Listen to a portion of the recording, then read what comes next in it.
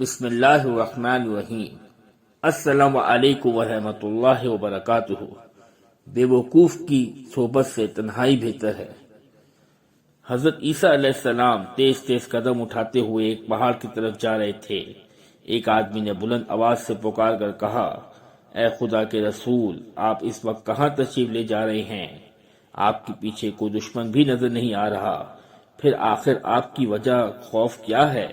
حضرت عیسیٰ علیہ السلام نے فرمایا، میں ایک احمق آدمی سے بھاگ رہا ہوں، تو میرے بھاگنے میں خلل مت ڈال۔ اس آدمی نے کہا، یا حضرت، آپ کیا وہ مسیح علیہ السلام نہیں ہیں جن کی برکت سے اندھا اور بہرا شفایاب ہو جاتا ہے؟ آپ نے فرمایا، ہاں۔ اس آدمی نے کہا، کیا آپ وہ بادشاہ نہیں ہیں جو مردے پر کلام الہی پڑھتے ہیں اور وہ اٹھ کھڑا ہوتا ہے؟ آپ نے فرمایا، ہاں۔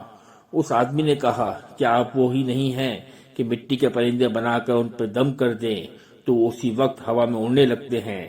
آپ علیہ السلام نے فرمایا، بے شک میں وہی ہوں۔ تو اس شخص نے حیرانگی سے پوچھا کہ اللہ نے آپ کو اس قدر قوت عطا کر رکھی ہے تو پھر آپ کو کس کا خوف ہے؟ حضرت عیسیٰ علیہ السلام نے فرمایا، اس رب العزت کی قسم کہ جس کے اسم اعظم کو میں نے اندھوں اور بہروں پر پڑھا تو وہ شفایاب ہو گئے، پہاڑوں پر پڑھا تو وہ ہٹ گئے، مردوں پر پڑھا تو وہ جی اٹھے، لیکن وہی اسم اعظم میں نے احمق پر لاکھوں بار پڑھا لیکن اس پر کچھ اثر نہ ہوا۔ اس شخص نے پوچھا، یا حضرت، یہ کیا ہے کہ اسم اعظم اندھوں، بہروں اور مردوں پر تو اثر کرے لیکن احمق پر کوئی اثر نہیں کرتا، حالانکہ حماقت بھی ایک مرض ہے؟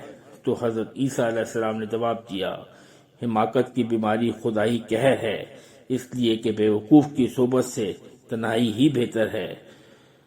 اللہ اکبر۔ اگر آپ کو ہماری ویڈیو پسند آئی ہے تو پلیز ہماری ویڈیو کو لائک کریں اور چینل کو سبسکرائب کریں اور بیل آئیکن کو ضرور پریس کریں تاکہ ہر آنے والی نئی ویڈیو آپ تک بآسانی پہنچ سکے۔ شکریہ۔